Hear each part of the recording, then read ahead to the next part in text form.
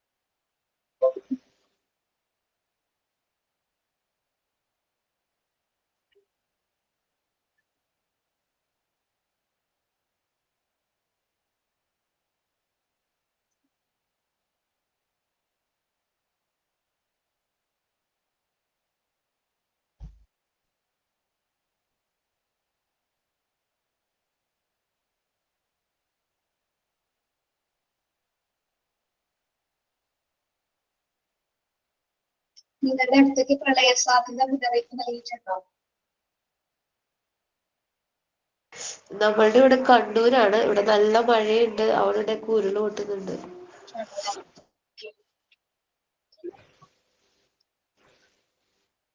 സ്കൂളുകൾക്ക് അവധി പറ്റില്ലല്ലോ. ഞങ്ങളുടെ ഇവിടെ പിള്ളേർക്കൊക്കെ അവധിയാ. ഇൻഷിക്ക് സുഖമില്ലേ? എനിക്ക് പനി. ഇവിടെ ഇങ്ങനെ തണുപ്പാ. മഴയൊക്കെ പെയ്തിട്ട് കോടയാ ഫുള്ള്. കണ്ണൂരിന്റെ സ്ഥലം എവിടെയാ? Iritty.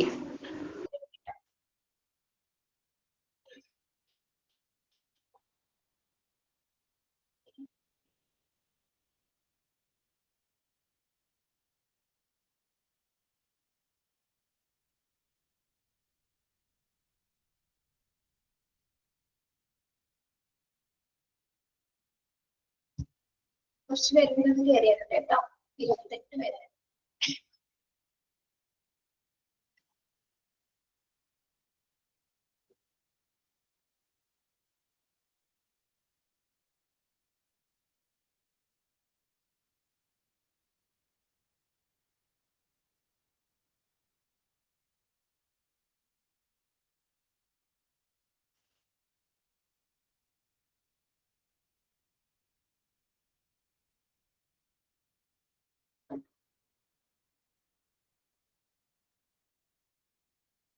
Okay, good morning to all.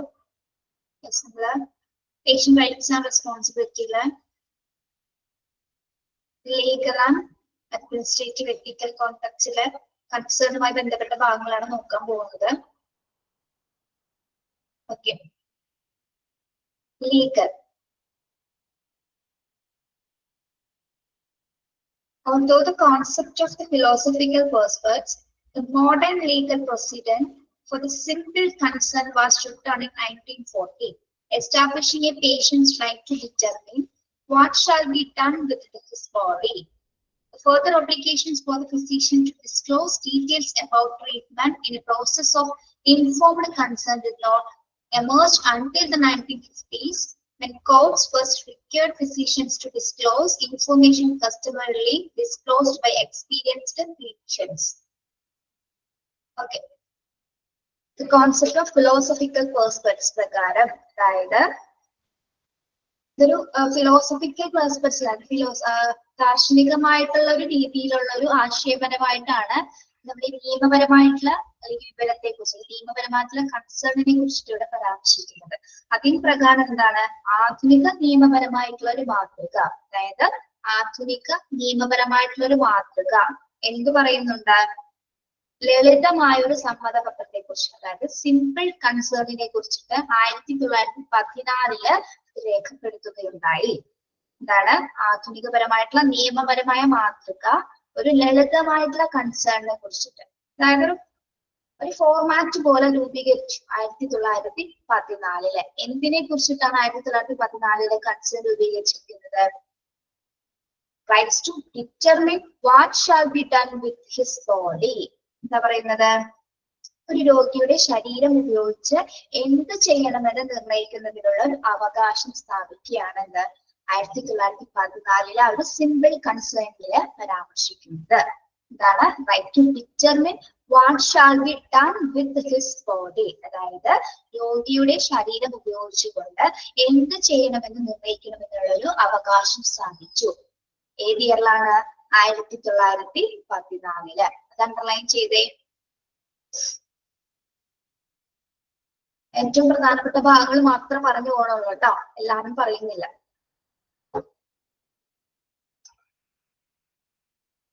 Okay, yes. 1940 ഏത് തരം കൺസേൺ ആണ് എഴുതപ്പെട്ടത്?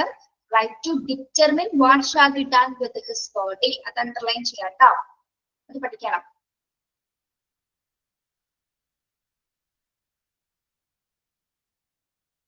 ആധുനിക നിയമപരമായിട്ടുള്ള ഒരു മാതൃക 1914 സിമ്പിൾ കൺസേൺ എഴുതപ്പെടുകയുണ്ടായത്. ലളിതമായിട്ടുള്ള ഒരു സമ്മതം എഴുതപ്പെടുകയുണ്ടായി. എന്തിനെ കുറിച്ചിട്ടാണ്?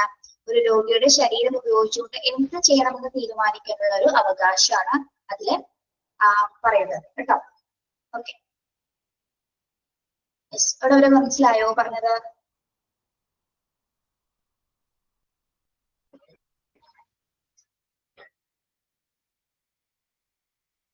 The further obligation for physician to disclose details about treatment in the process of informed consent did not emerge until the 1950s. അതായത് 1950 വരെ എന്തായിരുന്നു?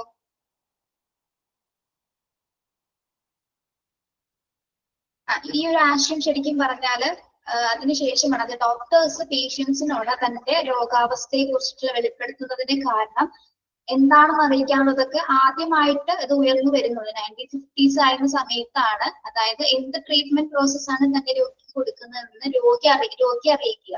അതാണ് ഏറ്റവും ഇമ്പോർട്ടന്റ് ആയത്. അതായത് ആ ഒരു സമയത്താണ് ഇതൊക്കെ രൂപീകരിച്ചു വന്നത്. 1950s 1950 ആ ഒരു കാലഘട്ടത്തിലാണ് എന്താ ഡോക്ടർമാര് വിവരങ്ങൾ വെളിപ്പെടുത്തണമെന്ന് എന്താണ് ആ ഒരു കാലഘട്ടത്തിലാണ് ഇതൊക്കെ എമേർജ് ചെയ്ത് വരാനായിട്ട് ആരംഭിച്ചത്.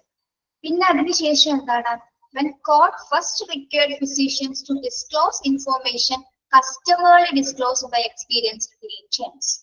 പിന്നെന്താണ്, പിന്നെ അതിന് പ്രകാരം 1950s ശേഷം കോടതിയിൽ നിന്ന് ഉത്തരവുകൾ ഉണ്ടായി. അതായത് രോഗിയുടെ ശരീരത്തിൽ ഡോക്ടർ എന്താണ് ചെയ്യാൻ പോകുന്നത്, ഏത് ട്രീറ്റ്മെന്റ് ആണ് കൊടുക്കുന്നത് എന്നതുമായി ബന്ധപ്പെട്ട് ആ ഇൻഫർമേഷൻ ഡിസ്ക്ലോസ് ചെയ്യാൻ, അത് വെളിപ്പെടുത്തണമെന്ന് കോടതി അംഗീകരിക്കുകയുണ്ടായി. അതങ്ങനെ ഒരു പരാമർശം കോടതി ഉന്നയിക്കുകയുണ്ടായി. Okay, yes. അതായത് റീസണബിൾ ഫിസിഷ്യൻ സ്റ്റാൻഡേർഡ് ആണ് നമ്മൾ എക്സാമ്പിൾ ആയിട്ട് പറയുന്നത്. അതായത് ആ പേഷ്യന്റിന്റെ രോഗാവസ്ഥ എന്താണ്, ഏത് തരം ട്രീറ്റ്മെന്റ് ആണ് താനത് ആ പേഷ്യന്റിന് കൊടുക്കുന്നത് എന്നതുമായി ബന്ധപ്പെട്ട്, പേഷ്യൻസിന്റെ കണ്ടീഷനുമായി ബന്ധപ്പെട്ട ആ ഒരു നില വെളിപ്പെടുത്തണമെന്ന് കോടതികൾ എന്താണ് പരാമർശിക്കുകയുണ്ടായി. Okay, then it was not until 1975 that American courts articulated the reasonable person standard, which required that physician disclose the information that a reasonable person would I want to know a similar situation. എന്താണ് പറയുന്നത്, 1975 മാത്രമാണ്, ആ ഒരു 1975 കാലഘട്ടത്തിലാണ് American കോടതികള് എന്ത് പറഞ്ഞു, ന്യായമായിട്ടുള്ള വ്യക്തി മാനദണ്ഡത്തെ കുറിച്ച്. എന്താണ് വ്യക്തി മാനദണ്ഡം എന്നോട് ഉദ്ദേശിക്കുന്നത്, അതായത് രോഗി അറിയാൻ ആഗ്രഹിക്കുന്ന കാര്യങ്ങൾ, തന്റെ രോഗാവസ്ഥയെ കുറിച്ചിട്ട് രോഗി അറിയാൻ ആഗ്രഹിക്കുന്ന കാര്യങ്ങൾ ഡോക്ടർ വെളിപ്പെടുത്തണമെന്ന് അമേരിക്കൻ കോർട്സില് 1975 ഒരു നിയമം വരികയാണ്. മനസ്സിലായോ? അതായത് 1975 അമേരിക്കൻ കോടതികൾ എന്ത് പ്രഖ്യാപിക്കുന്നത്, ന്യായമായിട്ടുള്ള വ്യക്തി മാനദണ്ഡത്തെ കുറിച്ച്. അതായത് എന്താണ്, റീസണബിൾ പേഴ്സൺ, അതായത് ആ വ്യക്തി അറിയണം തന്റെ അവസ്ഥ എന്താണ്, തന്റെ സിറ്റുവേഷൻ എന്താണെന്ന് ഡോക്ടർ വെളിപ്പെടുത്തണമെന്ന് 1975 അമേരിക്കൻ കോർട്സുകൾ ആർട്ടിക്കുലേറ്റ് ചെയ്തത്. ഓക്കെ,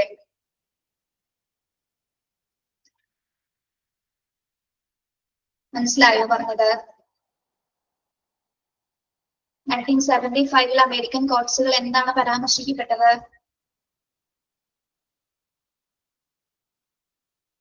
ഫിസിഷ്യൻസ് ഡിസ്ക്ലോസ് ചെയ്യണം, രോഗാവസ്ഥയെ കുറിച്ചിട്ട് ഫിസിഷ്യൻസ് ഡിസ്ക്ലോസ് ചെയ്യണമെന്നൊരു പരാമർശമാണ് 1975 അമേരിക്കൻ കോടതികൾ ഉന്നയിക്കപ്പെട്ടത്. ഓക്കെ, അവിടെ വരെ പറഞ്ഞ കാര്യങ്ങൾ മനസ്സിലായോ?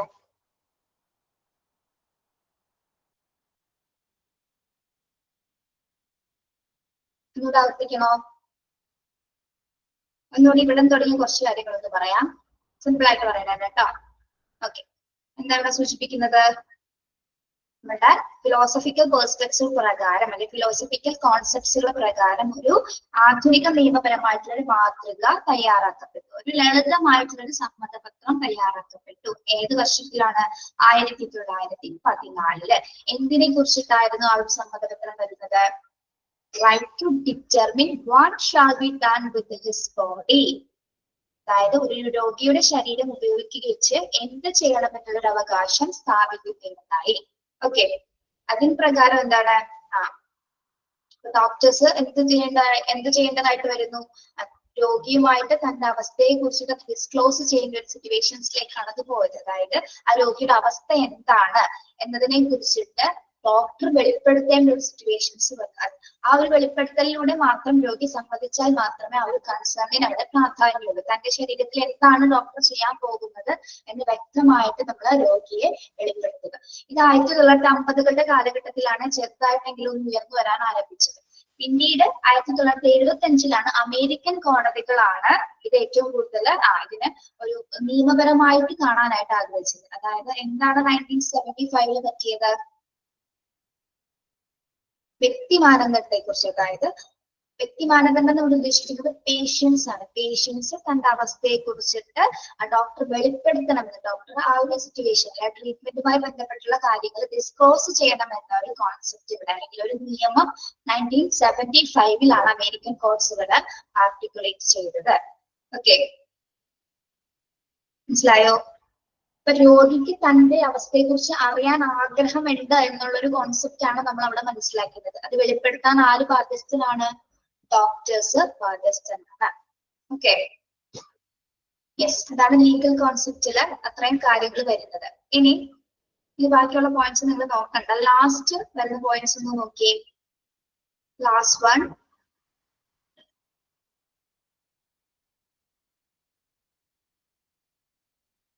regardless of criteria, used informed consent further predicted on the patient's or surrogate's capacity to make decision. Not only should the decision maker understand the relevant information, he or she should also be able to appreciate the information's importance and use to weigh treatment options in light of their values. അത് ചുരുക്കി പറഞ്ഞുതരാം. അപ്പോ ഈ doctors ഇത് വെളിപ്പെടുത്തുന്ന സമയത്ത്, അതായത് രോഗിയുടെ അവസ്ഥയെ കുറിച്ചിട്ട് കൃത്യമായിട്ട് പറയുന്ന സമയത്ത് നമ്മൾ പേഷ്യന്റ് എന്താണ് ചെയ്യേണ്ടത്, കൃത്യമായിട്ട് ആ ഇൻഫർമേഷൻസ് മനസ്സിലാക്കുക. ഡോക്ടർ തന്റെ സിറ്റുവേഷൻസിനെ കുറിച്ച് പറയുന്ന സമയത്ത് പറയുന്ന കാര്യങ്ങൾ എത്രത്തോളം അതിന് ഇമ്പോർട്ടൻസ് ഉണ്ടെന്ന് ഉദ്ദേശിച്ചുകൊണ്ട് തന്നെ ആ പറയുന്ന ഇൻഫർമേഷൻസ് വ്യക്തമായിട്ട് നമ്മൾ മനസ്സിലാക്കുക. അതോടൊപ്പം തന്നെ എന്താണ്, ആ വിവരങ്ങളുടെ മൂല്യങ്ങൾ, അദ്ദേഹം പറയുന്ന വിവരങ്ങളുടെ മൂല്യങ്ങൾ പ്രത്യേകം നമ്മൾ കൃത്യമായിട്ട് അതും കൂടി മനസ്സിലാക്കണം. പിന്നെ എന്താണ്, ചികിത്സ ഓപ്ഷൻസുകൾ തിരഞ്ഞെടുക്കാനായിട്ട് ആർക്ക് സാധിക്കും ആ ഒരു സമയത്ത്, പേഷ്യൻസിന് ആ ഒരു സമയത്താണ് പേഷ്യൻസിന് മറ്റേതെങ്കിലും ചികിത്സ വേണമെന്ന് തീരുമാനിക്കാനുള്ളൊരു അവസരം ഉണ്ടാവുന്നത്. ഓക്കെ, അപ്പൊ നമ്മളിപ്പോ മനസ്സിലാക്കേണ്ടത് എന്താണ്, ഡോക്ടർ പറഞ്ഞു തരുന്നത് അല്ലെ, നമ്മുടെ സിറ്റുവേഷൻ എന്താണെന്നുള്ളത് ഡോക്ടർ വെളിപ്പെടുത്തുന്ന സമയത്ത് നമ്മളത് കൃത്യമായിട്ട് ആ ഇൻഫർമേഷൻസ് കേൾക്കുക മാത്രമല്ല അതിൽ പറയുന്ന മൂല്യവത്തായിട്ടുള്ള കാര്യങ്ങൾ അർത്ഥം അറിഞ്ഞ് മനസ്സിലാക്കുക. ആ ഒരു സമയത്ത് തന്നെ എന്താണ്, നിങ്ങൾക്ക് മറ്റു ഓപ്ഷനുകൾ തിരഞ്ഞെടുക്കണമെങ്കിൽ, മറ്റു ട്രീറ്റ്മെന്റ് ഓപ്ഷൻസുകൾ തിരഞ്ഞെടുക്കണമെങ്കിൽ ആ ഒരു സമയത്ത് കൂടി അതിനൊരു അവസരം ഉണ്ടാകുക. ഓക്കെ, യെസ്, മനസ്സിലായോ പറഞ്ഞത്?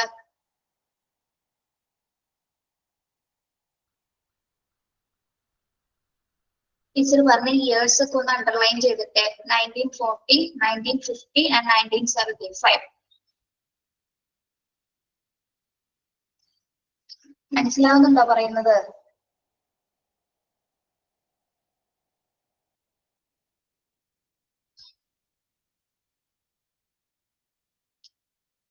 Okay,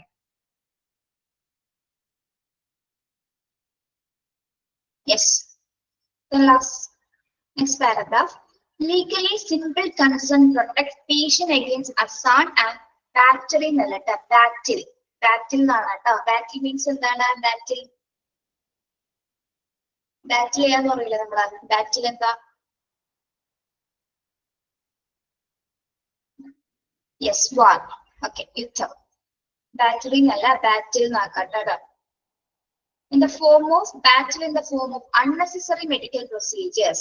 A higher standard of informed consent further safeguard patient right to autonomy, self-determination and inviolability. Legally simple consent protects. നമുക്ക് ഈ സിമ്പിൾ ലീഗൽ കൺസേൺ പറയും, നിയമപരമായിട്ടുള്ള സമ്മതം കൊണ്ട് ശരിക്കും പറഞ്ഞ ഒരു രോഗിക്ക് എന്താണ് അതിന്റെ ഒരു ഇമ്പോർട്ടൻസ് ഉള്ളത്, അല്ലെങ്കിൽ എന്താണ് അതിന്റെ ഒരു ബെനിഫിറ്റ്സ് ഉള്ളത്? Protects patient against assault and battery in the form of unnecessary medical procedure. നമുക്ക് നിയമപരമായിട്ട് കൺസേൺ ആവശ്യപ്പെടുന്നതിന്റെ കാരണം എന്താണ്? രോഗിക്ക് ഏതെങ്കിലും തരത്തിലുള്ള ആക്രമണങ്ങളോ മറ്റ് യുദ്ധം എന്ന് ഉദ്ദേശിക്കുന്നത് യെസ് എന്തെങ്കിലും തരത്തിലുള്ള മോശമായിട്ടുള്ള അല്ലെങ്കിൽ ആക്രമണരഹിതമായിട്ട് എന്തെങ്കിലും സംഭവിക്കുകയാണെങ്കിൽ ഏതൊരു സമയത്ത് മെഡിക്കൽ പ്രൊസീജിയർ, അതായത് രോഗിക്ക് കൊടുക്കുന്ന മെഡിക്കൽ പ്രൊസീജിയേഴ്സിൽ എന്തെങ്കിലും തരത്തിലുള്ള അസാൾട്ടുകൾ അല്ലെങ്കിൽ ആക്രമണങ്ങൾ ഉണ്ടാവുന്ന സമയത്ത് അതിനെ പ്രൊട്ടക്ട് ചെയ്യുന്നതിന് വേണ്ടിയിട്ടാണ് നമ്മൾ എന്ത് വാങ്ങുന്നത്? ലീഗൽ കൺസേൺ ആവശ്യമായിട്ട് വരുന്നത്. ഓക്കെ, മനസ്സിലായോ? Simple concern protect patient against assault and battery in the form of unnecessary medical procedures. Legal ആയിട്ടുള്ള പ്രൊസീജിയറുകൾ രോഗികളെ അനാവശ്യമായിട്ടുള്ള എന്തെങ്കിലും തരത്തിലുള്ള ആക്രമണങ്ങളിൽ നിന്നും മറ്റ് മെഡിക്കൽ പ്രൊസീജിയേഴ്സിൽ നിന്നാണ് പ്രൊട്ടക്ട് ചെയ്യുന്നു, സംരക്ഷിക്കുന്നു. അതാണ് അതിന്റെ ഏറ്റവും ഇമ്പോർട്ടൻസ് എന്ന് പറയുന്നത്. ഓക്കെ, മനസ്സിലായത്? The higher standard of informed consent further safeguard patients' right to autonomy, self-determination and inviolability. എന്താണ്?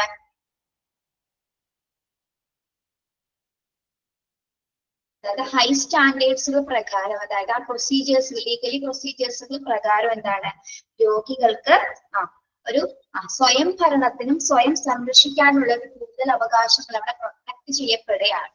Higher standard of informed consent further safeguard patients' right to autonomy, self-determination and inviolability. എന്താണ് ഉദ്ദേശിക്കുന്നത്? അതായത് ഈ higher standard പ്രകാരം, higher standard പ്രോട്ടോകോൾസുകൾ പ്രകാരം രോഗിക്ക് എന്ത് സംഭവിക്കുന്നുണ്ട്? രോഗികളുടെ സ്വയം ഭരണം, അതായത് ഓട്ടോണമസ്, സ്വയം ഭരണത്തിനുള്ള അവകാശങ്ങളെ കൂടുതൽ സംരക്ഷിക്കുകയാണ്.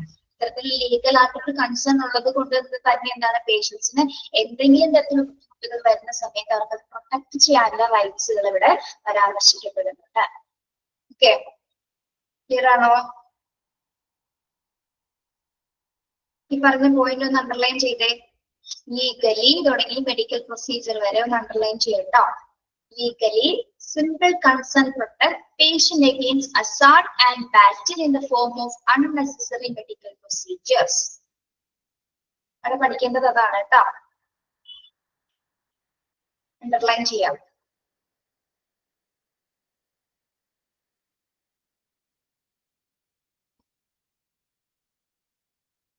ലീഗൽ ആയിട്ടുള്ള കൺസേൺ എന്താണ്? രോഗികളെ ഏതെങ്കിലും അസാൾട്ട്സിൽ നിന്ന്, ബാറ്ററീസിൽ നിന്ന്, അല്ലെങ്കിൽ മെഡിക്കൽ പ്രൊസീജിയേഴ്സിൽ നിന്നൊക്കെ എന്താണ് പ്രൊട്ടക്ട് ചെയ്യപ്പെടുന്നുണ്ട്. ഓക്കെ,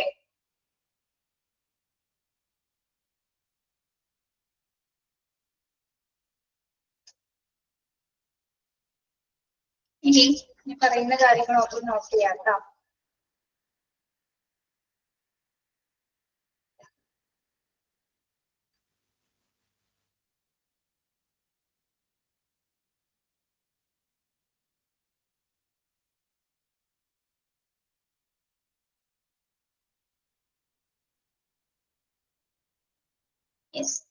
ഈ പറയുന്ന കാര്യങ്ങൾ വളരെ ചുരുക്കി ഞാൻ പറയാം. However, the legal standard that apply to obtain informed consent vary across jurisdictions and their interpretation continues to evolve. Some jurisdictions use the reasonable person standard, whereas other continues to use older standard of the reasonable physician. Therefore, it is important for clinicians to determine the precise standard used in their jurisdiction and other adapt their practice accordingly. അതായത് നമ്മളിവിടെ സൂചിപ്പിക്കുന്ന വെച്ചാൽ ഈ നമ്മുടെ കൺസേൺസിൽ എന്താണ് നിയമപരമായിട്ടുള്ള മാനദണ്ഡങ്ങൾ കൂട്ടിച്ചേർക്കുന്നുണ്ട്. എന്തിനു വേണ്ടിയിട്ടാണ്? ഏതെങ്കിലും തരത്തിലുള്ള സാക്സുകൾ ഉണ്ടെങ്കിൽ അതിൽ നിന്നൊക്കെ പ്രൊട്ടക്ട് ചെയ്യുന്നതിന് വേണ്ടിയിട്ടാണ് നമ്മൾ എന്ത് ചെയ്യുന്നത്? ലീഗൽ കൺസേൺസുകൾ വാങ്ങിക്കുന്നത്. അപ്പൊ ചില കൺസേൺസ് നമുക്കറിയാം, ചില കൺസേൺ വാങ്ങിക്കുന്നതിന്റെ കാരണം എന്താണ്? ആ പേഷ്യന്റിന് എന്തെങ്കിലും തരത്തിലുള്ള റിസ്കോ ബെനിഫിറ്റ്സ് അല്ലെങ്കിൽ റിസ്കുകൾ ഉണ്ടാവും എന്നുള്ള സാധ്യത നമുക്കറിയാം. അപ്പൊ അതിന് വേണ്ടിയിട്ടാണ് നമ്മൾ പ്രത്യേകമായിട്ട് എന്ത് വാങ്ങുന്നത്? കൺസേൺ വാങ്ങുന്നത്. ഓക്കെ,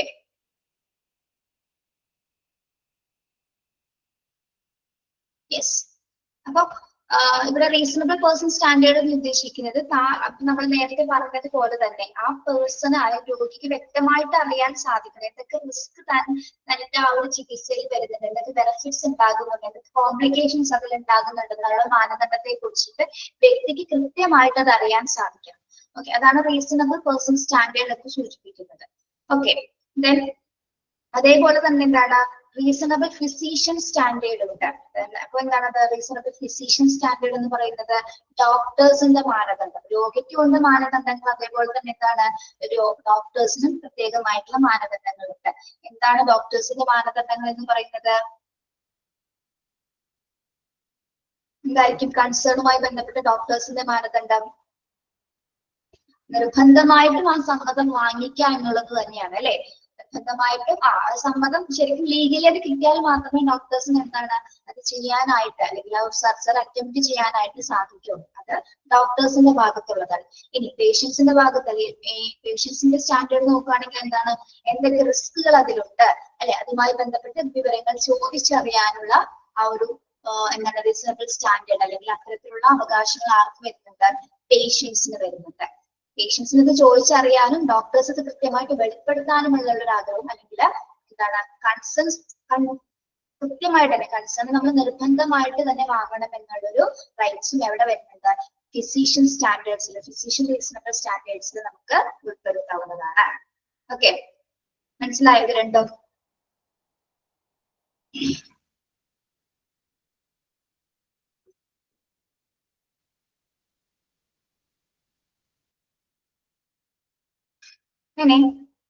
ഇവിടെ കനേഡിയൻ മെഡിക്കൽ പ്രൊട്ടക്ഷൻ അസോസിയേഷനെ കുറിച്ച് സൂചിപ്പിക്കുന്നുണ്ട്. Canadian medical protective association. അതായത് ഇത് ലീഗൽ കൺസേണുമായി ബന്ധപ്പെട്ട് നമുക്കൊരു എക്സാമ്പിൾ പോലെ കൊടുത്തിരിക്കുന്നതാണ് കേട്ടോ. എന്താണത്? Canadian medical protection association provide detailed information of Canadian standards. ഇപ്പൊ നമ്മൾ ഓരോ രാജ്യങ്ങൾ എടുക്കുകയാണെങ്കിൽ അല്ലെങ്കിൽ കൺട്രീസ് എടുക്കുമ്പോൾ അവർക്ക് അവരുടെ ഹോസ്പിറ്റലുമായി ബന്ധപ്പെട്ട് വ്യത്യസ്തങ്ങളായിരിക്കും. ഈ കൺസേൺ അല്ലെങ്കിൽ സമ്മതപത്രം എന്ന് പറയുന്നത് വ്യത്യസ്ത രീതിയിൽ വ്യത്യസ്ത തരം സ്റ്റാൻഡേർഡ് പ്രൊസീജിയേഴ്സ് ഉപയോഗിച്ചിട്ടായിരിക്കും തയ്യാറാക്കുന്നത്. ഇവിടെ കനേഡിയൻ മെഡിക്കൽ പ്രൊട്ടക്റ്റീവ് അസോസിയേഷൻ പ്രകാരം പറയുന്നത് എന്താണ്? Detailed information on Canadian standards, even when the standard is clear, interpretation is required to apply the standard to a particular case. Thus, the most litigation regarding informed consent focus on precisely what information satisfy the applicable standard. Fortunately, in most cases, legal interpretation is pragmatic. Evidence of a good faith effort to the inform is usually found to be adequate. ഇവിടെ Canadian standard പ്രകാരം protection association പ്രകാരം എന്താണ് സൂചിപ്പിക്കുന്നത്? ഇതിൽ മനസ്സിലായോ പറഞ്ഞത്?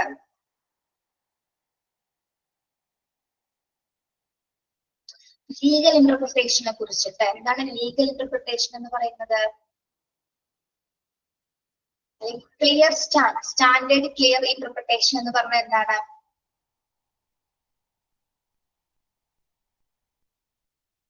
അതായത് മിക്ക കേസുകളും ഏതുതരം കേസ് ആയിക്കോട്ടെ, മിക്ക കേസുകളിൽ നമുക്ക് എന്ത് പ്രധാനമാണ്? നിയമപരമായിട്ടുള്ള വ്യാഖ്യാനം അല്ലെ? നിയമപരമായിട്ടുള്ള വ്യാഖ്യാനം എന്ന് പറയുന്നത് പ്രായോഗികമാണ്, അല്ലെങ്കിൽ അത് ഇമ്പോർട്ടന്റ് ആണെന്നാണ് അവിടെ സൂചിപ്പിക്കുന്നത്. അതായത് എന്ത് കേസസും എന്ത് കൺസേൺ ആവശ്യമാണെങ്കിലും നമുക്ക് ലീഗൽ ആയിട്ടുള്ള കൺസേണിന് അത്ര പ്രാധാന്യം മറ്റൊന്നിലും വരുന്നില്ല. ഓക്കെ, അപ്പൊ കനേഡിയൻ സ്റ്റാൻഡേർഡ് പ്രകാരം എന്താണ്? അവര് ലീഗൽ ഇന്റർപ്രിട്ടേഷൻ അല്ലെങ്കിൽ ന്യായമായിട്ടുള്ള നിയമപരമായിട്ടുള്ള വ്യാഖ്യാനം തേടിയതിനു ശേഷം മാത്രമാണ് കൺസേൺ വാങ്ങുന്നത്. അതായത് അവരെ സംബന്ധിച്ചിടത്തോളം കൃത്യമായ പ്രൊസീജിയേഴ്സ് ഉണ്ട് അവർക്ക്. ആ ഒരു പ്രൊട്ടക്ഷൻ ഏജൻസി പ്രകാരം ലീഗൽ പ്രൊട്ടക്ഷന് വേണ്ടിയിട്ടുള്ള ഒരു പ്രൊസീജിയേഴ്സ് ഒക്കെ സ്വീകരിക്കുന്നുണ്ട്. അതിന് പ്രകാരം അവർ സൂചിപ്പിക്കുന്ന എന്താണ്? ഏത് മെഡിക്കൽ കേസസ് വന്നാലും എന്താ അത്യാവശ്യമാണ്? നിയമപരമായിട്ടുള്ള ഒരു വ്യാഖ്യാനം, അതാണ് ലീഗൽ ഇന്റർപ്രിട്ടേഷൻസ് പ്രായോഗികമാണ്. അത് ഏറ്റവും ഇമ്പോർട്ടന്റ് ആണെന്നാണ് ഇവിടെ പറയുന്നത് കേട്ടോ. നിങ്ങൾ കേട്ടിരുന്നാലും നിങ്ങൾ എക്സാമിനൊന്നും ചോദിക്കാൻ പോകുന്നില്ല, കേട്ടിരുന്നാവും കേട്ടോ, അത് ഓർത്ത് വെക്കേണ്ട. യെസ്, മനസ്സിലായോ പറഞ്ഞത്? Legal protection is very important, അത്ര മനസ്സിലാക്കുക. ഓക്കെ, എന്തിനാണ് ലീഗൽ പ്രൊട്ടക്ഷൻ ഇസ് ഇമ്പോർട്ടന്റ് എന്ന് പറയുന്നത്? ഏത് കേസസിന് വേണ്ടിയിട്ടാണ്? മെഡിക്കൽ പ്രൊസീജിയേഴ്സിന് അല്ലെങ്കിൽ മെഡിക്കൽ റിലേറ്റഡ് ആയിട്ടുള്ള കേസസിന് ലീഗൽ പ്രൊട്ടക്ഷൻ ഏറ്റവും അത്യാവശ്യമാണ്. ഓക്കെ, നമ്മൾ എന്ത് കേസസ് ആണെങ്കിലും ഇപ്പൊ ഒരു കോടതിയിൽ പോയി വിചാരിക്കാം, അതായത് ഇത് മെഡിക്കൽ പ്രൊസീജിയറുമായി ബന്ധപ്പെട്ട് നമ്മൾ കോടതിയിൽ പോയാലും കോടതി എന്തിനായിരിക്കും ഏറ്റവും കൂടുതൽ അവർ നമ്മുടെ കൂടെ നിൽക്കുന്നത്? സത്യസന്ധമായിട്ടുള്ള ഒരു നിയമത്തിന് മാത്രം കൂടെ കോടതി നിൽക്കുള്ളൂ അല്ലെ? അതായത് ന്യായമായിട്ടുള്ള ശ്രമങ്ങൾ അല്ലെങ്കിൽ കൃത്യമായിട്ടുള്ള തെളിവിന്റെ അടിസ്ഥാനത്തിൽ, അതായത് ഇപ്പൊ ഒരു കേസിൽ ആള് പെട്ടു എന്ന് വിചാരിക്കാം, ഒരു ഡോക്ടർ പെട്ടു എന്ന് വിചാരിക്കാം, പക്ഷെ ഡോക്ടർ ചിലപ്പോൾ കൺസേൺ വാങ്ങിച്ചിട്ടുണ്ടായിരിക്കും, നിയമപരമായിട്ടുള്ള കൺസേൺ വാങ്ങിച്ചിട്ടുണ്ടായിരിക്കും. പക്ഷെ ചിലപ്പോൾ ഫാമിലി അല്ലെങ്കിൽ ആ പേഷ്യന്റിന്റെ റിലേറ്റീവ്സ് ഒക്കെ വഴി ഇങ്ങനെ ഏതെങ്കിലും കേസസുകൾ ചിലപ്പോൾ കെട്ടിച്ചമച്ചതും വരാം, നമുക്കത് പറയാൻ പറ്റില്ല. കെട്ടിച്ചമച്ച് വേണമെങ്കിലും ഡോക്ടേഴ്സിനെ ചിലപ്പോൾ പിടിക്കാറ് അങ്ങനെ പെടുത്താറുണ്ട്. അത്തരം സിറ്റുവേഷൻസിലൊക്കെ എന്താണ്? അത് കേസ് തെളിവെടുക്കുന്ന സമയത്ത് ഡോക്ടർ കൃത്യമായിട്ട് ഈ മാനദണ്ഡങ്ങൾ അനുസരിച്ചിട്ട് കൺസേൺ വാങ്ങിച്ചിട്ടുണ്ടെന്ന് കോടതി മുൻപാകെ അത് രേഖപ്പെടുത്തിയാൽ അല്ലെങ്കിൽ ആ തെളിവിന്റെ അടിസ്ഥാനത്തിൽ ആ ഒരു എവിഡൻസ് കിട്ടിക്കഴിഞ്ഞാൽ എന്താണ്? കോടതി കൺസേണിന്റെ കൂടെ തന്നെ നിൽക്കുന്നത്. അപ്പൊ ഈ മാനദണ്ഡങ്ങൾ കൃത്യമായിട്ട് ഡോക്ടേഴ്സ് പാലിച്ചിട്ടുണ്ടെങ്കിൽ ആരുടെ കൂടെ ആയിരിക്കും കോടതി നിൽക്കുന്നത്?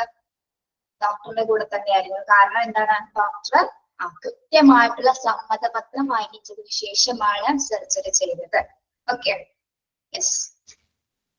നിങ്ങള് മറ്റേ അയാളും ഞാനും തമ്മിൽ സിനിമ കണ്ടിട്ടുണ്ടോ? അയാളും ഞാനും തമ്മില്, പൃഥ്വിരാജിന്റെ. യെസ്, അതിൽ ഇങ്ങനെ ഒരു കേസ് ഉണ്ട്, സെയിം സിറ്റുവേഷൻ.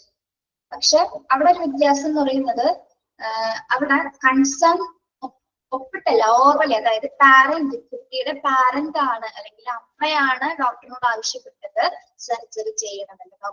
കുട്ടി മരിച്ചു പോയാലും സാരില്ല ഡോക്ടറെ, ഒരുപാട് വർഷമായി എന്റെ മോള് ഇങ്ങനെ ഒരു ആസ്മ പേഷ്യന്റ് ആണ് അതില്, ഓക്കെ, ആ അമ്മയാണ് പറയുന്നത്. അമ്മ നേരത്തെ ഇൻഫോർമേഷൻ കൊടുക്കുകയാണ്, സമ്മതം കൊടുക്കുകയാണ്, പക്ഷെ അച്ഛൻ അറിഞ്ഞിട്ടില്ല അല്ലെ.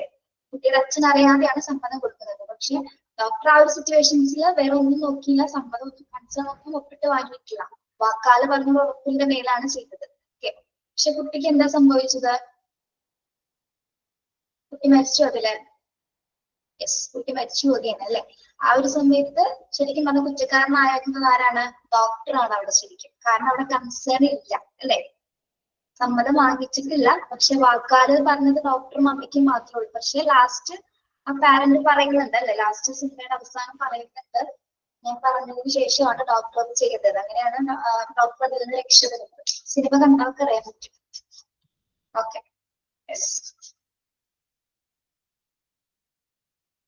നിങ്ങൾക്ക് മനസ്സിലായോ പിള്ളേരെ പറഞ്ഞത്?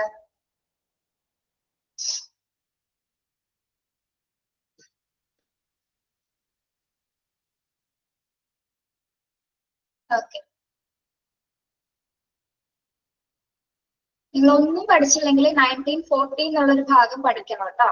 സിമ്പിൾ കൺസേൺ, ലളിതമായിട്ടുള്ള സമ്മതപത്രത്തിൽ ഏത് വർഷമാണ്, അത് എന്ത് റൈറ്റ്സ് ആണ് അതിൽ പറയുന്നത് എന്നുള്ളത് ഇമ്പോർട്ടന്റ് ആണ് കേട്ടോ. ബാക്കിയൊന്നും പഠിച്ചില്ലെങ്കിൽ അത് ഇമ്പോർട്ടന്റ് ആണ്. Okay, writing determine what shall be done with his body. 1940.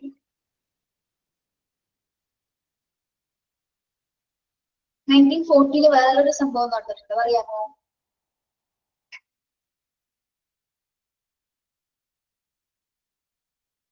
അറിയില്ല. ഒന്നാം ലോക മഹായുദ്ധം കേട്ടിട്ടുണ്ടോ? First world war. Yes, okay. Next വരുന്നത് എത്തിക്കൽ ആണ് കേട്ടോ. എത്തിക്കൽ കൺസേണുമായി ബന്ധപ്പെട്ട് വരുന്ന എത്തിക്കൽ കോണ്ടെക്സ്റ്റ് ആണ് നമ്മൾ നോക്കുന്നത്.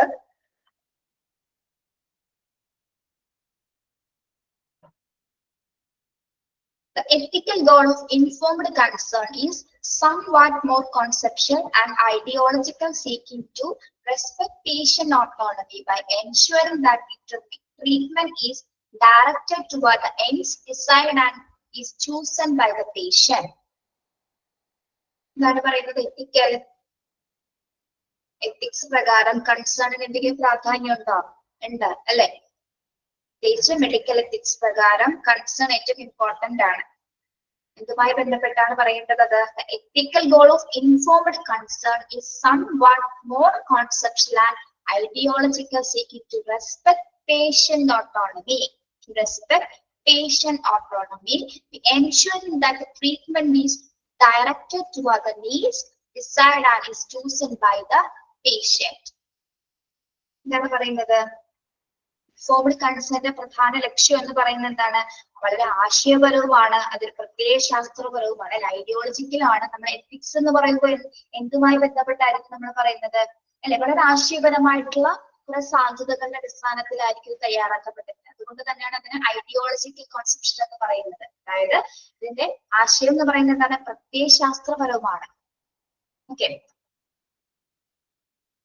ചികിത്സ ആവശ്യമുള്ള ലക്ഷ്യങ്ങളിലാണ് ഇത് നയിക്കപ്പെടുന്നത്. രോഗി തിരഞ്ഞെടുക്കുന്നത് എന്തും ഉറപ്പാക്കാനായിട്ട് രോഗിയുടെ ഒരു ഓട്ടോണമി അനുസരിച്ചിട്ട്, അതായത് പേഷ്യൻസിന്റെ എന്താ നമ്മൾ റെസ്പെക്ട് ചെയ്യേണ്ട എന്താണ്? പേഷ്യൻസിന്റെ ഓട്ടോണമസ്. ഓട്ടോണമസ് എന്ന് പറഞ്ഞാൽ എന്താണ്? ഏത് ട്രീറ്റ്മെന്റ് എൻഷുർ ചെയ്യണം, ഏത് ട്രീറ്റ്മെന്റ് തിരഞ്ഞെടുക്കണം എന്ന രോഗിയുടെ ആ ഒരു അവകാശത്തെ നമ്മൾ അവിടെ മാനിക്കണം എന്നുള്ളതാണ് എന്ത് പ്രധാനമായിട്ട് കൺസേണിന്റെ എത്തിക്സ് ആയിട്ട് നമ്മൾ സൂചിപ്പിക്കുന്നത്. ഓക്കെ, അതായത് ഇൻഫോർമഡ് കൺസേണിന്റെ ലക്ഷ്യം എന്ന് പറയുന്നത് ഒന്ന് ആശയപരവുമാണ്. അതെന്താണ് ഉദ്ദേശിക്കുന്നത്? Respect patient autonomy by ensuring that treatment is directed toward the ends of decide and chosen by the patient. ഏത് ചികിത്സ സ്വീകരിക്കണമെന്നും എങ്ങനെ സ്വീകരിക്കണമെന്നും അത് തിരഞ്ഞെടുക്കാനുള്ള റൈറ്റ്സ്, രോഗിയുടെ അവസ്ഥയെ അല്ലെങ്കിൽ രോഗിയുടെ സ്വന്തം ഇഷ്ടപ്രകാരം അത് തിരഞ്ഞെടുക്കാനുള്ള റൈറ്റ്സ് ആർക്ക് പറയുന്നുണ്ട്? പേഷ്യൻസിന് പറയുന്നുണ്ട്. Okay, yes. അപ്പൊ ഇതൊന്ന് അണ്ടർലൈൻ ചെയ്തേ. എത്തിക്കൽ തുടങ്ങി ബൈ ദ പേഷ്യന്റ് വരെ ഒന്ന് അണ്ടർലൈൻ ചെയ്യാം കേട്ടോ.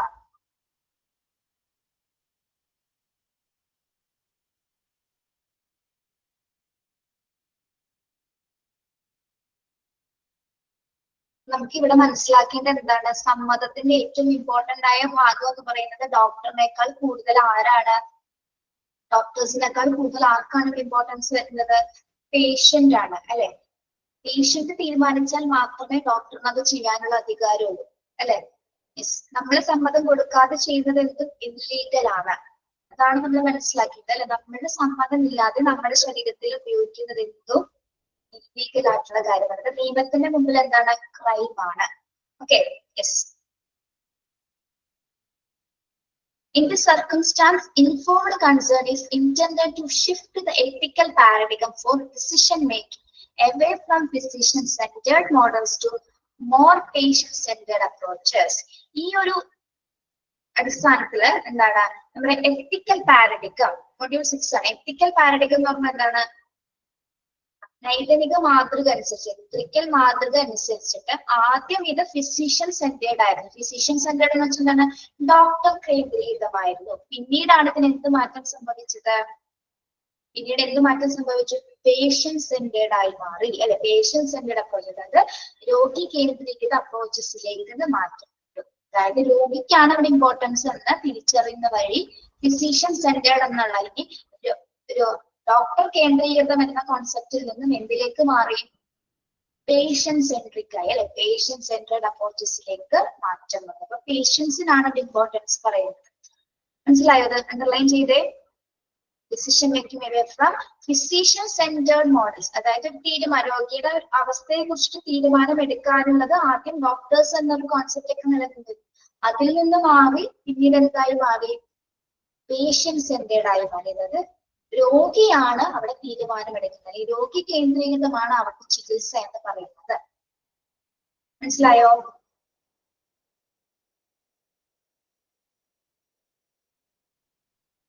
വളരെ അണ്ടർലൈൻ ചെയ്യട്ടോ. Physician centered models to more patient centered approaches. Okay. The ethics literature regarding informed consent also emphasize that it's not an event but a process that precedes the signing of the document and continues for as long as the choice remains significant. Thus, the consent to undergo the dialysis or continue with the chemotherapy is continually re-evaluated and may change. The consent form should not be confused with the consent process. The form simply documents that the process has taken place. Importantly, other parts of the patient record, clinic records and operating notes should corroborate and details of the process. Ethics literature regarding informed consent. The signing of the document. എന്താണ് signing of the document എന്ന് പറയുന്നത്? ഈ concern എന്ന് നമ്മൾ ഉദ്ദേശിക്കുന്ന പ്രധാനപ്പെട്ട point ആണ് എന്താ? സൈൻ ചെയ്യാന്ന് പറയുന്നത് അല്ലെ? നമ്മുടെ സമ്മതം എന്ന് പറയുന്നത് അവസാനം ഇട്ടുന്ന ഒരു ഒപ്പാണ് അല്ലെ? നമ്മൾ ആ സൈൻ ആ ഡോക്യുമെന്റിൽ കൊടുക്കുന്ന ഒപ്പിലാണ് ഒരു സർജറി നടത്തപ്പെടുന്നത്. നിർദ്ദേശങ്ങളൊക്കെ വായിച്ചതിന് ശേഷം ഒരു കോളം ഉണ്ടാവും അല്ലെ? അല്ലെങ്കിൽ റിലേറ്റീവ്സിന് അല്ലെങ്കിൽ പേഷ്യന്റിന് സൈൻ ചെയ്യാനുണ്ടാവും, അല്ലെങ്കിൽ റിലേറ്റീവ്സിന് സൈൻ ചെയ്യാൻ, ഡോക്ടറിന് സൈൻ ചെയ്യാനുള്ള ഒരു കോളം ഉണ്ടാവും. അവിടെ സൈൻ ചെയ്യുക എന്നുള്ളതാണ് ഏറ്റവും ഇമ്പോർട്ടന്റ്. ആ ഒരു ഒപ്പിന് എന്താണ്? ഒരു ജീവന്റെ വില തന്നെയാണ് അല്ലെ? ഒരു ജീവന്റെ വില തന്നെയാണ് ആ ഒപ്പിനുള്ളത്. അതുണ്ടെങ്കിൽ മാത്രമേ നമുക്ക് എന്താണ് ആ ഡോക്യുമെന്റ് ഫയൽ ചെയ്യാനായിട്ട് സാധിക്കുള്ളൂ. ഓക്കെ, അത് ഏറ്റവും ഇമ്പോർട്ടന്റ്, ഏറ്റവും പ്രധാനമായിട്ടുള്ള ഒരു കാര്യമാണ് ആ ഡോക്യുമെന്റിൽ അല്ലെങ്കിൽ ആ കൺസേണിൽ നമ്മൾ നിർബന്ധപൂർവമായിട്ട് അല്ലെങ്കിൽ കൃത്യമായ രീതിയിൽ സൈൻ ചെയ്യുക അല്ലെങ്കിൽ ഒപ്പ് രേഖപ്പെടുത്തുക എന്ന് പറയുന്നത്. ഇനി ഇവിടെ പറയുന്നുണ്ട് നമ്മള് ഡയാലിസിസ് അല്ലെങ്കിൽ കീമോതെറാപ്പി ചെയ്ത് കൊണ്ടുപോകുന്ന സമയത്ത് ആ ഒരു സമയത്ത് നമുക്ക് സൈനിന്റെ ആവശ്യമുണ്ടോ? ഡയാലിസിസ് ചെയ്യുന്നതിലോ അല്ലെങ്കിൽ കീമോ ചെയ്യുന്നതിലൊക്കെ നമുക്ക് സൈൻ ആവശ്യമുണ്ടോ?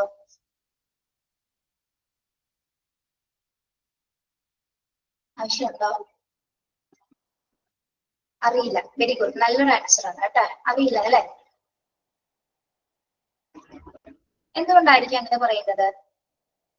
നമ്മൾ അവിടെയും കൺസേൺ കൊടുക്കേണ്ട ആവശ്യകത ഉണ്ട്. കാരണം എന്താണ്? നമ്മളോട് ചോദിക്കാതെ ഇപ്പോ കീമോ ചെയ്യണമെന്ന് പറഞ്ഞിട്ട് വേറെ എന്തെങ്കിലും കൊണ്ടുപോയി ചെയ്താലോ നമ്മൾ അറിയോ? കൃത്യമായ ഒരു രേഖയുടെ അടിസ്ഥാനത്തിൽ അവർ കീമോ ചെയ്യുന്നതിന് ഇപ്രകാരം ഓറലി ഉണ്ട്, നമുക്കത് വാമൊഴിയാലും സമ്മതം അല്ലാതെ എന്താണ് റിട്ടേൺ ആയിട്ട് ചില ഹോസ്പിറ്റലിൽ അങ്ങനെ പറയുന്നുണ്ട്. ഇപ്പൊ നമ്മള് കേട്ടിട്ടില്ലേ, ഇപ്പൊ ഒരു സർജറി കഴിഞ്ഞ ഈ അടുത്ത് കുറച്ച് നാൾ മുമ്പ് ഉണ്ടായ കേസസ് ആണ്. സർജറി കഴിഞ്ഞതിന് ശേഷം അതിന്റെ അകത്ത് കത്രിക അല്ലെങ്കിൽ സിസേഴ്സ് ആയിട്ട് ഉള്ളിൽ പോയത് ഓർക്കുന്നുണ്ടോ? നിങ്ങൾ കേട്ടിട്ടുണ്ടത്? ആ, അത് ശരിക്കും പറഞ്ഞാൽ അവരതിന് പെർമിഷൻ കൊടുത്തിട്ടുണ്ടായില്ല എന്നാണ് പറയുന്നത്. നമുക്ക് അതിന്റെ ഡീറ്റെയിൽസ് അറിയില്ല, പാരന്റ്സ് കൊടുത്തിട്ടുണ്ടായിരുന്നില്ല എന്നാണ് പറയുന്നത്. പക്ഷെ സർജറി കഴിഞ്ഞ ശേഷം കുട്ടിക്ക് പെയിൻ വന്നതിന് ശേഷം പിന്നെ ഒന്നും സർജറി ചെയ്തപ്പോഴാണ് എന്താ അതിന്റെ അകത്ത് സിസേഴ്സ് ഉണ്ടായതായിട്ട് രേഖപ്പെടുത്തി. ചെറിയൊരു കത്രിയാണ് അത് ഉണ്ടായതായിട്ട് കണ്ടെത്തിയത്. ഓക്കെ, അപ്പൊ ഇപ്പൊ ഡയാലിസിസ് ആയിക്കോട്ടെ കീമോ ആയിക്കോട്ടെ ആ ഒരു സമയത്ത് നമ്മളൊന്ന് ഇവാലുവേറ്റ് ചെയ്യേണ്ടത് അത്യാവശ്യമുണ്ട്. കാരണം നമ്മുടെ സമ്മതം ഇല്ലാതെ നമ്മുടെ ശരീരത്തിൽ ആരും ഒന്നും ചെയ്യാൻ പാടില്ല. നമ്മുടെ ഇപ്പൊ നമ്മുടെ റിലേറ്റീവ്സ് ആയിക്കോട്ടെ ആരും ആയിക്കോട്ടെ, അവിടെയാണെങ്കിൽ എന്ത് വേണം? ആ ഒരു കൺസേൺഡ് ആവശ്യമാണ്. Okay,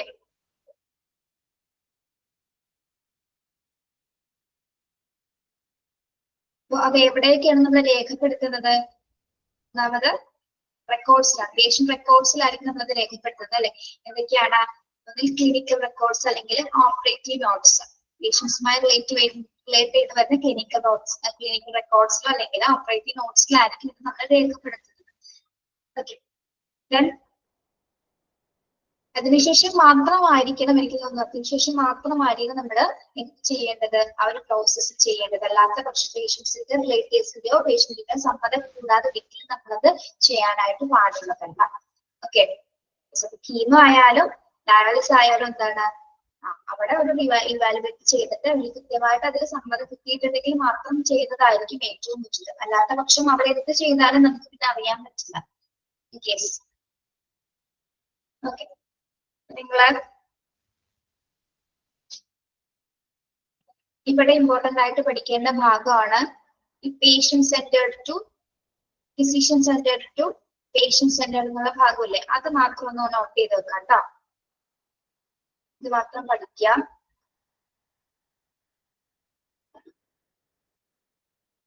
underline ചെയ്തിട്ടുണ്ടായിരുന്നോ? ഓക്കെ,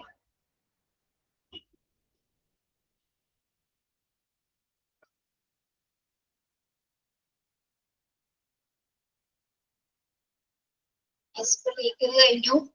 എത്തിക്കൽ മനസ്സിലായോ? എന്തെങ്കിലും സംശയം ഉണ്ടെങ്കിൽ ചോദിച്ചോളൂ കേട്ടോ.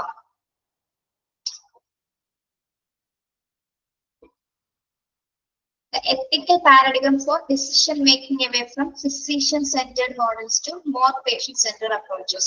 ഇതാണ് അണ്ടർലൈൻ ചെയ്യാൻ പറഞ്ഞത്. എത്തിക്കൽ പാരഡൈം തുടങ്ങി. Okay,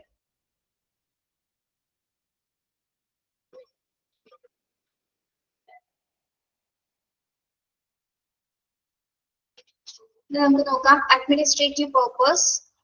For the purpose of compliance, the informed consent document meets the administrative purpose of a system level check to ensure the consent process has occurred. ഇനി അഡ്മിനിസ്ട്രേറ്റീവ് കൺസേൺ എന്തായിരിക്കും സൂചിപ്പിക്കുന്നത്? ശരിക്കും പറഞ്ഞ് നമ്മൾ മനസ്സിലാക്കേണ്ടത് ഈ കൺസേൺ പ്രക്രിയ എന്ന് പറയുന്നത് എന്തുമായി റിലേറ്റഡ് ആണ്? സിസ്റ്റം ലെവൽ അല്ലെങ്കിൽ കൺസേൺ പ്രക്രിയ സിസ്റ്റം ബേസ്ഡ് ആയിട്ടുള്ള ഒരു പ്രക്രിയയാണ്. ഓക്കെ, നിങ്ങൾ നോട്ട് ചെയ്ത് വെക്കുക. കൺസേൺ പ്രക്രിയ എന്ന് പറയുന്നത് സിസ്റ്റം ബേസ്ഡ് ആയിട്ടുള്ള ഒരു പ്രോസസ് ആണ്. Okay, administrative purpose of a system level check to ensure that concerned process has occurred. Patients simply do not advance to the operating room, for example, without a signed consent form. നമ്മൾ administrative എന്ന് പറയുമ്പോൾ എന്താണ്? അത് ശരിക്കും പറഞ്ഞാൽ എന്താണ് administrative concern എന്ന് ഉദ്ദേശിക്കുന്നത്? റെക്കോർഡ്സ് ആയിരിക്കും അല്ലെ, റെക്കോർഡ്സ് അല്ലെങ്കിൽ റൂൾസ് ആൻഡ് റെഗുലേഷൻസ് ആയിരിക്കും അഡ്മിനിസ്ട്രേറ്റീവിൽ വരുന്നത്. അല്ലെങ്കിൽ എന്താ പറയുന്നത്, റിട്ടേൺ റെക്കോർഡുകളാണ് അല്ലെ. ഇത് സിസ്റ്റം ലെവൽ റിട്ടേൺ റെക്കോർഡ്സുകളായിരിക്കും അഡ്മിനിസ്ട്രേറ്റീവില് കൺസേൺസിൽ വരുന്നത്. അല്ലെങ്കിൽ അതിൽ പോളിസീസ് ഉണ്ടായിരിക്കും, ഗൈഡ് ലൈൻസ് ഉണ്ടായിരിക്കും. ഇതെല്ലാം വായിച്ചതിന് ശേഷമായിരിക്കും നമ്മൾ അത് ലാസ്റ്റിലേക്ക് സൈൻ ചെയ്യുന്നത്. ഓക്കെ, അപ്പൊ ഇപ്പൊ ഇവിടെ ഒരു എക്സാമ്പിൾ പറയുന്നുണ്ട്. ഒരു രോഗിയെ നമ്മൾ ഓപ്പറേഷൻ തിയേറ്റേഴ്സിനകത്തേക്ക് കയറ്റണമെങ്കിൽ കയറ്റുന്നതിന് മുമ്പായിട്ട് നമുക്ക് അവിടെ എന്ത് നിർബന്ധമാണ്? Patients simply do not advance to the operating room, for the example, without a signed consent form. എന്താ പറയുന്നത്, സൈൻ ചെയ്ത കൺസേൺ ഇല്ലാതെ നമുക്ക് പേഷ്യൻസിനെ ഓപ്പറേഷൻ തിയേറ്ററിനകത്തേക്ക് കയറ്റാൻ അനുവദിക്കുന്നില്ല.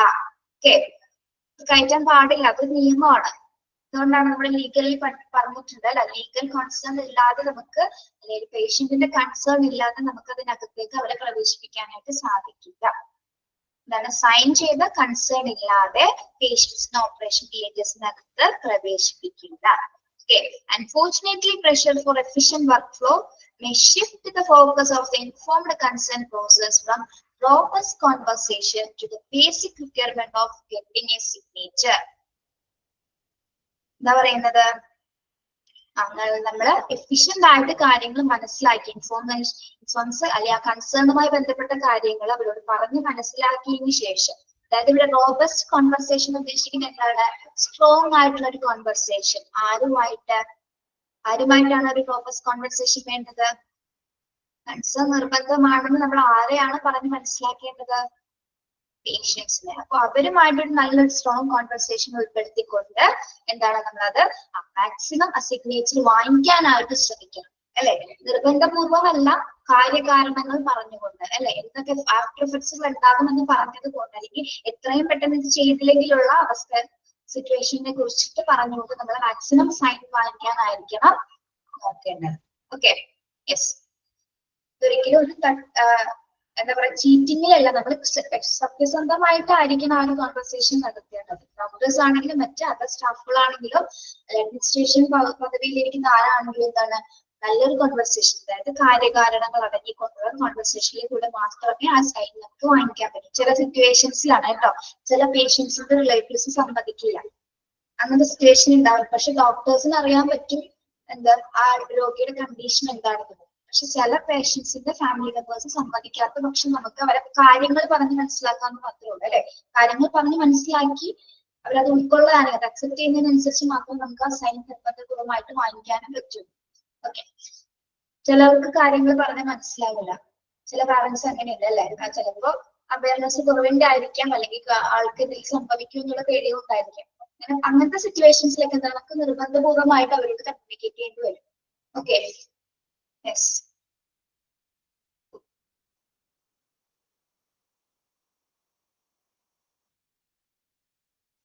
നമ്മൾ മനസ്സിലാക്കേണ്ട എന്താണ്, പേഷ്യൻസിന് തിയേറ്ററിനകത്തേക്ക് കയറ്റുന്നതിന് മുമ്പ് തന്നെ സൈൻ ഇല്ലാതെ അകത്തേക്ക് പ്രവേശിപ്പിക്കുക. ഓക്കെ, സൈൻ ഇമ്പോർട്ടന്റ് ആണ്. കൺസേൺ ഇല്ലാതെ നമുക്ക് തിയേറ്റേഴ്സിനകത്തേക്ക് അവരെ പ്രവേശിപ്പിക്കാനായിട്ട് സാധിക്കില്ല.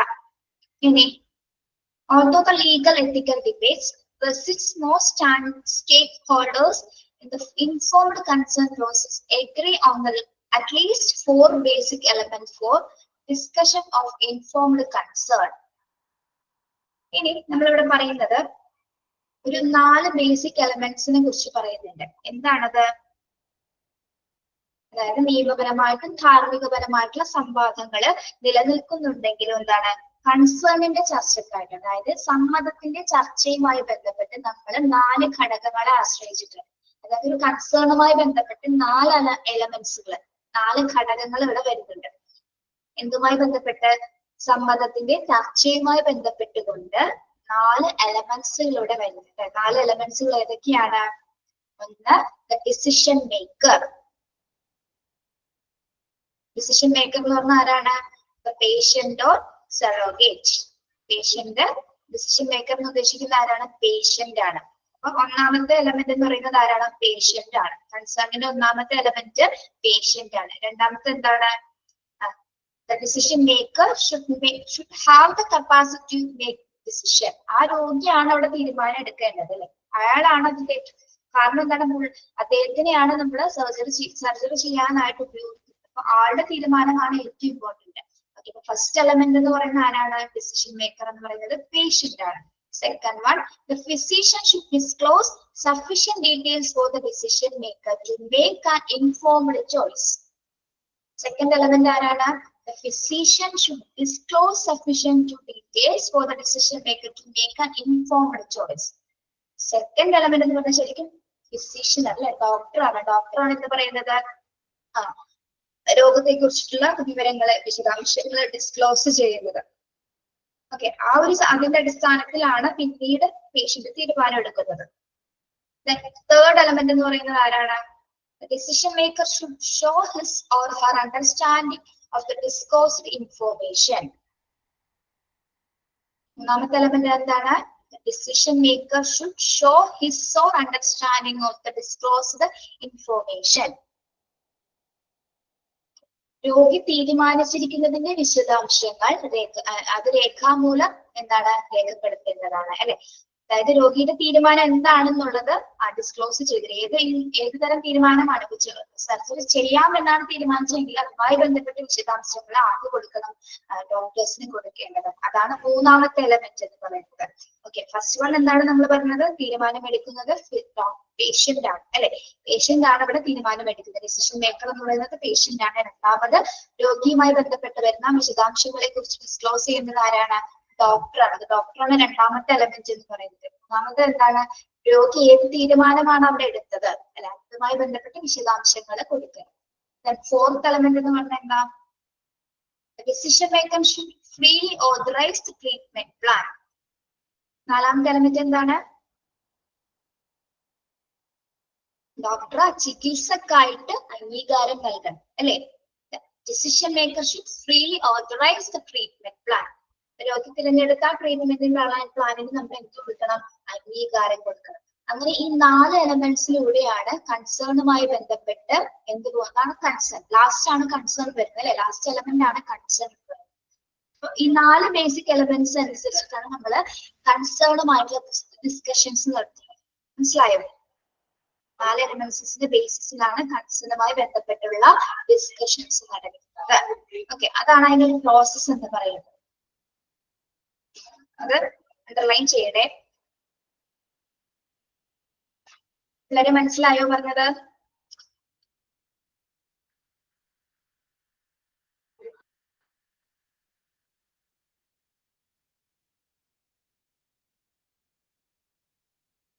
ഓക്കെ, ക്ലിയർ ആണല്ലോ? ഇപ്പൊ നമ്മളിവിടെ പറഞ്ഞില്ലേ, ഇത് 4 എലമെന്റ്സിന്റെ അടിസ്ഥാനത്തിലാണ് കൺസേൺ കൊടുക്കാന്ന് പറഞ്ഞില്ലേ.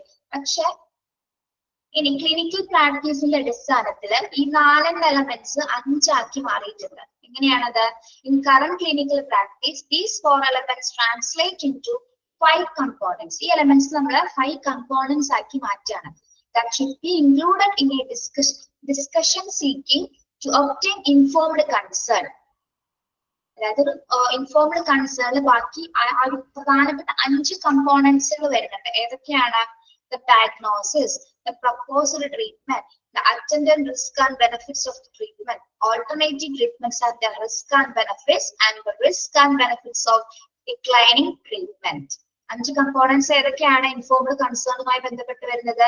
The diagnosis. Diagnosis എന്താണ്? രോഗനിർണയം. രോഗം എന്താണെന്ന് പറയുന്നത് അല്ലെ. Then the proposed treatment എന്താണ്? പ്രപ്പോസ് ചെയ്തിരിക്കുന്ന ട്രീറ്റ്മെന്റ് ഏതാണെന്നുള്ളത് അല്ലെ. പ്രപ്പോസ് ചെയ്യാന്ന് പറഞ്ഞാൽ എന്താണ്? നമുക്ക് സജസ്റ്റ് ചെയ്തിരിക്കുന്ന ട്രീറ്റ്മെന്റ് ഏതാണ്? ഓക്കെ, അതാണ് രണ്ടാമത്തെ എലമെന്റ് കമ്പോണന്റ്. തേർഡ് എന്താണ്? Attendant risk and benefit of the treatment. ആ ട്രീറ്റ്മെന്റ് എടുത്തു കഴിഞ്ഞാലുള്ള റിസ്കുകൾ എന്തൊക്കെയാണ്, അല്ലെങ്കിൽ അതിന്റെ ഗുണങ്ങൾ എന്തൊക്കെയാണ്, ഇതാണ് മൂന്നാമത് വരുന്നത്. Alternative treatments and their risk and benefits. എന്താണ് നാലാമത്തെ പോയിന്റിൽ വരുന്നത്? ചികിത്സ കുറഞ്ഞാലുള്ള റിസ്ക് എന്താണ് അല്ലെ.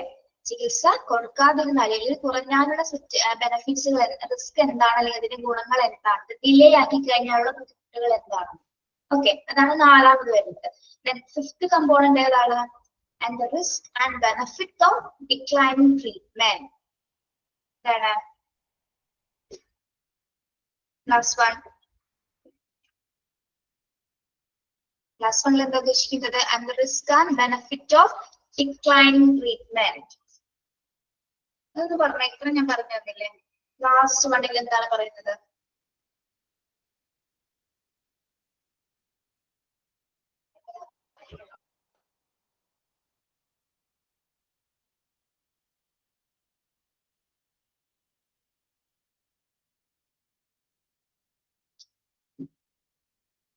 ട്രീറ്റ്മെന്റ് തീരുമാനിച്ചാലുള്ള ബെനഫിറ്റ്സ് ആണോ?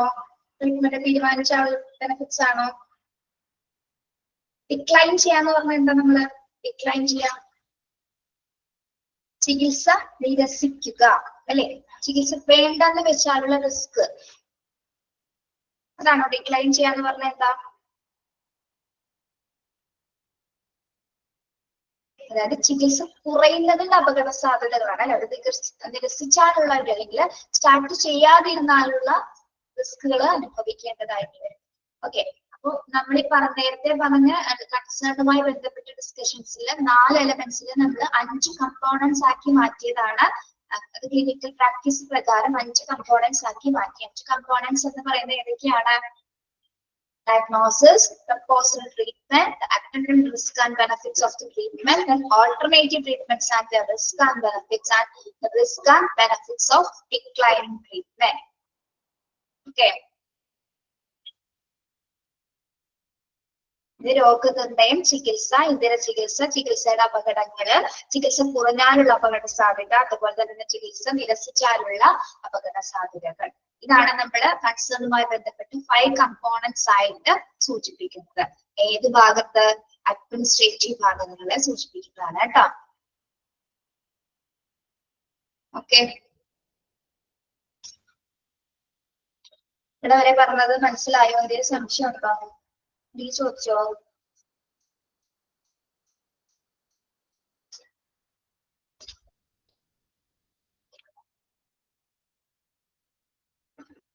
ക്ലിയർ ആണോ?